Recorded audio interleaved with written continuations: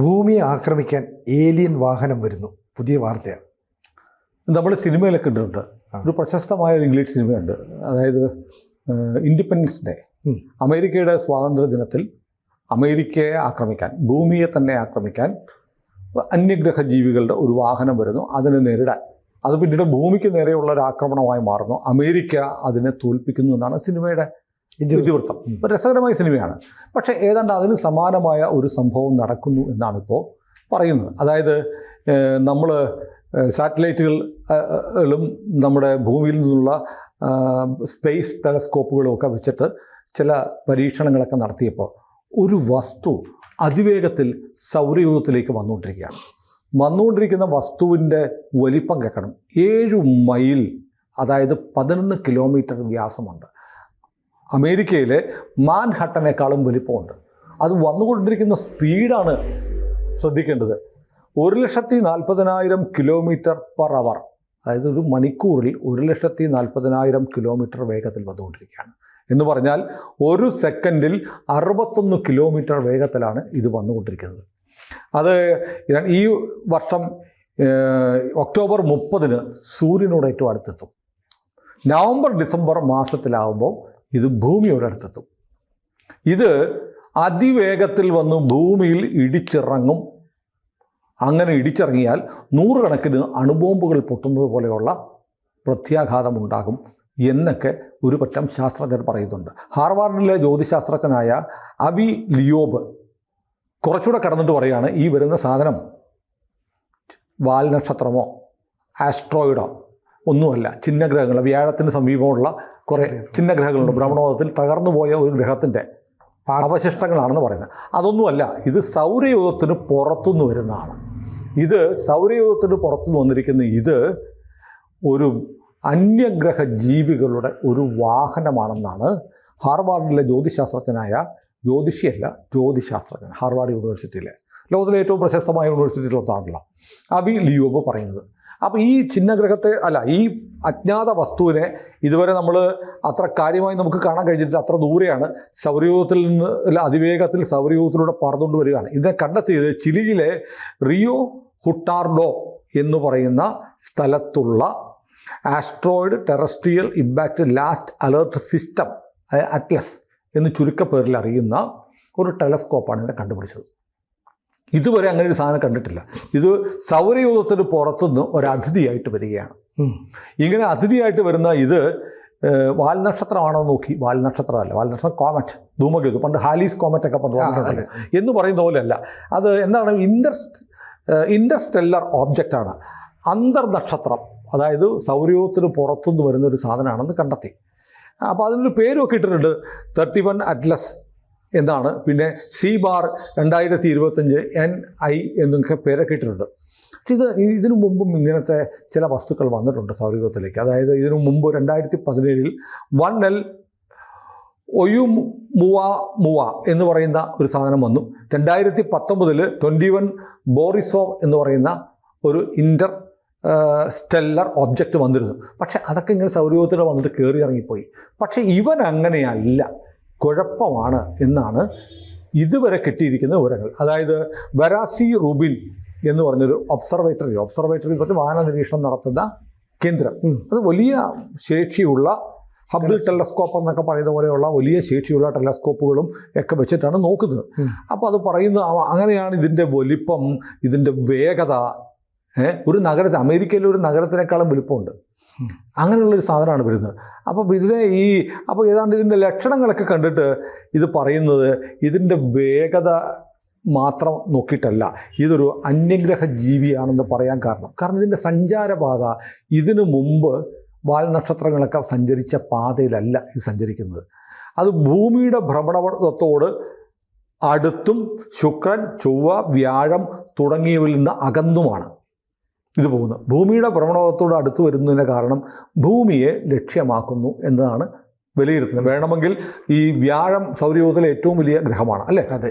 ഈ ശുക്രനുമൊക്കെ ഭൂമിയേക്കാളും വലുതാണ്. അപ്പോൾ ഭൂമിയേക്കാളും കൂടുതൽ ആകർഷണ ശേഷി ഈ ഗ്രഹങ്ങൾക്കുണ്ട്.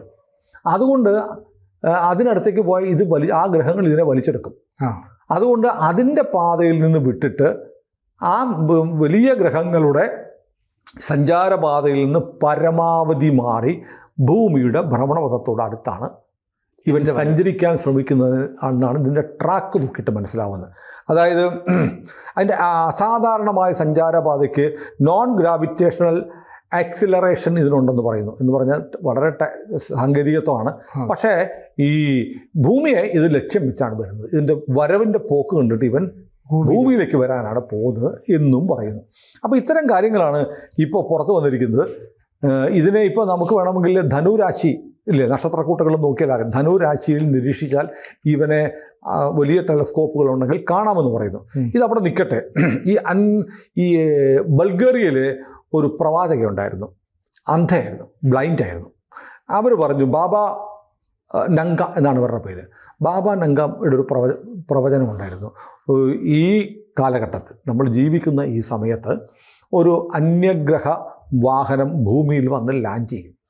അത് ഭൂമിയുടെ പരിസ്ഥിതിക്കും ഭൂമിയുടെ ഘടനയ്ക്കും ഇവിടുത്തെ മാനവരാശിയുടെ ജീവിത രീതിയും വലിയ തോതിൽ മാറ്റിമറിക്കാൻ ഉതകുന്ന തരത്തിലുള്ള അന്യഗ്രഹ ജീവികളുടെ ഒരിടപെടൽ ഉണ്ടാകുമെന്ന് ഈ പ്രവാചക പറഞ്ഞിട്ടുണ്ട്. ഇപ്പം നമ്മുടെ ഫ്ലോറിൽ നമ്മുടെ LMRK, lion Mayura royal kingdom Muruga ഭക്തരുടെ സംഘടനയുണ്ടല്ലോ, അതിൻ്റെ ക്യാപ്റ്റനായിട്ടുള്ള ക്യാപ്റ്റൻ രജിത് കുമാർ ഭരത് അവിടെ വന്നിട്ടുണ്ട്.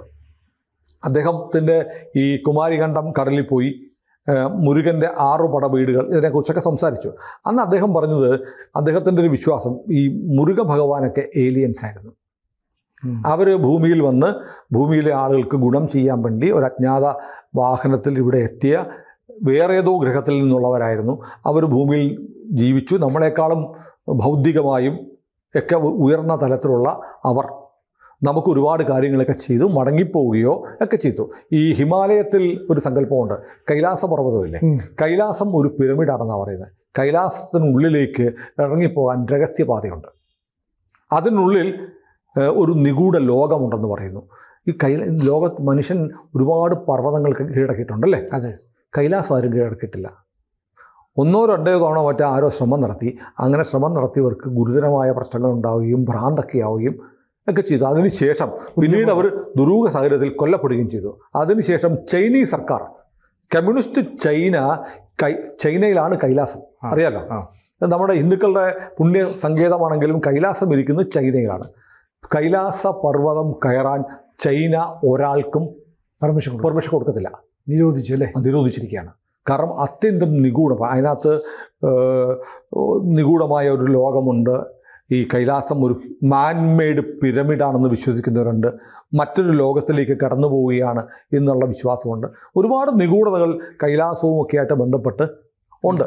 ചിലരൊക്കെ പറയുന്നത് ഇന്ത്യയും ചൈനയും തമ്മിൽ പരമ്പരാഗത ശത്രുത ഉണ്ടെങ്കിൽ പോലും കൈലാസത്തോട് ചേർന്നുള്ളൊരു പ്രദേശത്ത് ഇന്ത്യക്കും ചൈനയ്ക്കും സംയുക്തമായി ഉടമസ്ഥാവകാശമുള്ള, അല്ലെങ്കിൽ ചൈനയും ഇന്ത്യയും സംയുക്തമായി നടത്തുന്ന ഒരു പരീക്ഷണ കേന്ദ്രമുണ്ട്.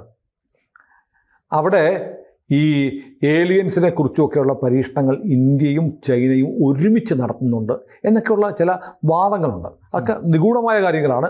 ഈ കൈലാസവുമായി ബന്ധപ്പെട്ട് ഒരുപാട് നിഗൂഢതകളൊക്കെ പറയാം. അപ്പോൾ ഏലിയൻസ് ഭൂമിയിൽ വന്നു പോയിട്ടുണ്ട് എന്നുള്ള തിയറിക്ക് വലിയ പ്രചാരമുണ്ട്.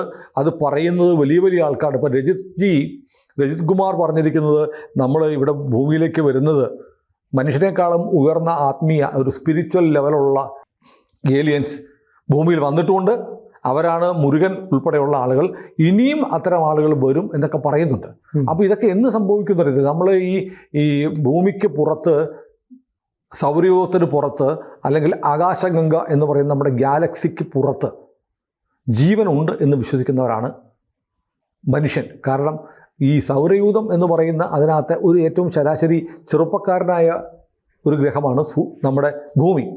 സൗരയൂഥത്തിൽ തന്നെ ഏറ്റവും ചെറിയ ഒരു യൂത്തനാണ് നമ്മുടെ സൂര്യൻ. സൗരയൂഥത്തിൽ സൂര്യനേക്കാളും പ്രായമുള്ള ഒരുപാട് ഗ്രഹങ്ങളുണ്ട്. നമ്മുടെ ഗാലക്സിയായ ആകാശഗംഗയിൽ കോടാനുകോടി സൂര്യന്മാരുണ്ട്, നക്ഷത്രങ്ങളുണ്ട്. അപ്പോൾ നമ്മുടെ ഗാലക്സിയിൽ തന്നെ സൂര്യനെ ചുറ്റിയുള്ള സൗരയൂഥങ്ങളുള്ളതുപോലെ ഒരൊറ്റ നക്ഷത്രവും ഒറ്റ കൂട്ടവും ഉള്ളതെന്ന് പറയാൻ പറ്റില്ല. കാരണം ആകാശഗംഗയിൽ തന്നെ ഒരുപാട് സൂര്യന്മാർ, കോടിക്കണക്കിന് കോടാനുകോടി നക്ഷത്രങ്ങളുണ്ട്. അവയ്ക്ക് ചുറ്റും ഇതുപോലെ ഭ്രമണപഥവും ഇതുപോലെ ഗ്രഹങ്ങളും അവിടെ ഭൂമിക്ക് തുല്യമായ ജീവിത സാഹചര്യങ്ങളും ഉണ്ടാവാം. ഇനി തീർന്നില്ല, ആകാശഗംഗ നമ്മുടെ ഗാലക്സി ആണെങ്കിൽ ആകാശഗംഗ പോലെ കോടാനുകോടി ഗാലക്സികൾ വേറെയുണ്ട്. അപ്പോൾ ഈ പ്രപഞ്ചത്തിൽ നമ്മൾ മാത്രമാണെന്ന് കരുതുന്നതിന് ഒരു അർത്ഥവുമില്ല. കാരണം ചിലർ ഈ ബിഗ് ബാങ് തിയറി ഉണ്ട്. ആദ്യം ഒരു ദ്രവ്യം ഉണ്ടായിരുന്നു, ദ്രവ്യം വലിയൊരു സ്ഫോടന ശക്തിയിൽ പൊട്ടിത്തെറിച്ചു, ബിഗ് ബാങ്. അപ്പോൾ പൊട്ടിത്തെറിച്ചപ്പോൾ ഇതിൻ്റെ കഷ്ണങ്ങൾ പല ഭാഗത്ത് ചെതറി പോയിക്കൊണ്ടിരിക്കുകയാണ്.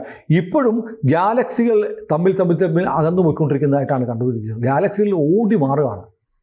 കാരണം അന്നത്തെ സ്ഫോടനത്തിൻ്റെ ആക്കം കൊണ്ട് ഇപ്പോഴും ഗാലക്സികൾ തെറിച്ചുകൊണ്ടിരിക്കുക. ശാസ്ത്രം പറയുന്നത് നിങ്ങളൊരു ബലൂൺ എടുക്കുക, ബലൂണിൻ്റെ പുറത്ത് സ്കെച്ച് പെൻ കൊണ്ടുകൊണ്ട് കുറേ പുള്ളികൾ വരയ്ക്കുക, എന്നിട്ട് ഈ ബലൂൺ വീർപ്പിച്ചാൽ ഈ പുള്ളികൾ തമ്മിൽ അകന്നകന്നു പോകും. അടുത്ത് വച്ചിരിക്കുന്ന പുള്ളിയും ബലൂൺ വീർക്കുമ്പോൾ ഗ്യാപ്പ് കൂടും. ഇതുപോലെയാണ് നക്ഷത്രങ്ങൾ, ഗാലക്സികളെല്ലാം അതിവേഗത്തിൽ ഓടിപ്പോയിക്കൊണ്ടിരിക്കുന്നത്, അകന്നുകൊണ്ടിരിക്കുന്നത്. കാരണം ഇപ്പോഴും ബിഗ് ബാങ്ങിൻ്റെ മഹാസ്ഫോടനത്തിൻ്റെ ആഘാതത്തിൽ ഗാലക്സികൾ ഓടി മറഞ്ഞുകൊണ്ടിരിക്കുകയാണ് എന്നൊക്കെ ശാസ്ത്രം പറയുന്നു. അപ്പോൾ ഏതായാലും ഈ പ്രപഞ്ചത്തിൽ മനുഷ്യൻ തന്നെയല്ല എന്നുള്ള ഉറപ്പിൽ ലോകത്തിലെ ഏതാണ്ട് മിക്കവാറും ഉള്ള രാജ്യങ്ങളെല്ലാം സ്പേസിലേക്ക് പ്രത്യേകം മെസ്സേജുകൾ അയക്കുന്നുണ്ട്, സന്ദേശങ്ങൾ അയക്കുക. വേറെ എവിടെയെങ്കിലും ഹലോ ഹൗ ആർ യു എന്നൊക്കെ പറഞ്ഞിട്ട് നമ്മൾ മെസ്സേജ് അയക്കുന്നുണ്ട് പല ഭാഷകളിൽ, അല്ലെങ്കിൽ ഒരു പ്രത്യേക ഭാഷയൊക്കെ ഉണ്ടാക്കിയിട്ട് അതിങ്ങനെ ശബ്ദം ഇങ്ങനെ സഞ്ചരിച്ച് പോയി എന്നെങ്കിലും ഒരു അന്യഗ്രഹ ജീവിയുടെ മറ്റൊരു ഗാലക്സിയിലെ ഏതെങ്കിലും അന്യഗ്രഹ ജീവികളുടെ റേഡിയോ റിസീവറിൽ ചെന്നിട്ട് അവർ തിരിച്ചൊരു ഹലോ പറയും. പക്ഷേ അത് തിരിച്ചിവിടെ എത്തുമ്പോൾ ഒരുപാട് വർഷങ്ങൾ കഴിയുമായിരിക്കും. കാരണം നമ്മൾ ഈ പറയുന്ന ശബ്ദാതിവേഗത്തിൽ സഞ്ചരിക്കുന്ന വാഹനങ്ങൾ നമ്മൾ കണ്ടുപിടിച്ചിട്ടുണ്ട്. എന്നാൽ അതിനേക്കാൾ കൂടിയ വേഗത്തിൽ സഞ്ചരിക്കുന്ന വാഹനങ്ങൾ നമ്മൾ കണ്ടെത്തുമായിരിക്കാം. പക്ഷേ ഈ പ്രപഞ്ചത്തിൽ മനുഷ്യൻ തനിച്ചല്ല എന്നുള്ളത് ശാസ്ത്രീയമായി തന്നെ തെളിയിക്കപ്പെട്ടിട്ടാണ്. നമുക്ക് കണ്ടെത്താൻ കഴിയുന്നില്ലെന്നേ ഉള്ളൂ. നമ്മളെപ്പോലെയോ നമ്മളെക്കാൾ ഉയർന്നതോ നമ്മളെക്കാൾ താഴ്ന്നതോ ആയ ജീവനുകൾ ഈ പ്രപഞ്ചത്തിൽ പലയിടത്തും ഉണ്ട്. അവരെ നമ്മൾ കാണുന്നില്ല എന്നേ ഉള്ളൂ. ഒരു ദിവസം അവർ ഒരു വണ്ടി പിടിച്ച് ഇങ്ങോട്ട് വരും. അങ്ങനെ വരുന്ന വണ്ടിയാണോ ഈ വന്നുകൊണ്ടിരിക്കുന്നത് എന്ന് സംശയം. ജൂലൈ 1 സൗരയൂഥത്തിലേക്ക് അതിവേഗം പറക്കുന്ന ഈ അജ്ഞാത വസ്തുവിനെ കണ്ടെത്തിയിരിക്കുന്നത്. അത് എന്താണെന്നറിയാൻ നമ്മൾ ഡിസംബർ വരെ കാത്തിരിക്കണം. ഡിസംബറിൽ അവൻ ഭൂമിക്കടുത്തേക്ക് എത്തുമെന്നാണ് അബി ലിയോബ് എന്ന ഹാർവാർഡ് സയൻറ്റിസ്റ്റ് പറയുന്നത്. അയാൾക്ക് വട്ടാണെന്ന് വേണമെങ്കിൽ നമുക്ക് പറയാം. പക്ഷേ വേറെ കാര്യമുണ്ട്, ഇങ്ങനെ വരുന്ന ആളുകൾ ഇനിയിപ്പോൾ വരുന്നത് ഒരു അന്യഗ്രഹ പേടകത്തിൽ ഏലിയൻസ് ആണെന്നിരിക്കട്ടെ, അവർ വന്നിട്ട് ഭൂമിയെ ആക്രമിക്കാൻ തീരുമാനിച്ചാൽ എന്തായിരിക്കും? ഇൻഡിപെൻഡൻസ് ഡേയിൽ പറയുന്ന പോലെ ലോകത്തിലെ എല്ലാ രാജ്യങ്ങളും ഒരുമിച്ച് ചേർന്ന് ഭൂമിയെ ആക്രമിക്കാൻ വരുന്ന മറ്റൊരു ശത്രുവിനെതിരെ യുദ്ധം പ്രഖ്യാപിക്കേണ്ടി വരുമോ? നമ്മുടെ മിസൈലുകളും ഒക്കെ അങ്ങോട്ടായിരിക്കുമോ പോകാൻ പോകുന്നത്? അറിയില്ല. പക്ഷേ ഇത് ഒരുപാട് കാലമായി പറയുന്ന സയൻസ് ഫിക്ഷൻ കഥ പോലെ ഒരു കഥ ആയിരിക്കാം, ഒരു ഭാവനയായിരിക്കാം. പക്ഷേ ഒരു സാധനം വരുന്നുണ്ട്. അവൻ്റെ ലക്ഷ്യം ഭൂമിയാണ്. കൂടുതൽ വാർത്തകളും വിശേഷങ്ങളും നിങ്ങളിലേക്ക് എത്താൻ ABC മലയാളം സബ്സ്ക്രൈബ് ചെയ്യുക, ബെൽ ബട്ടണും അമർത്തുക.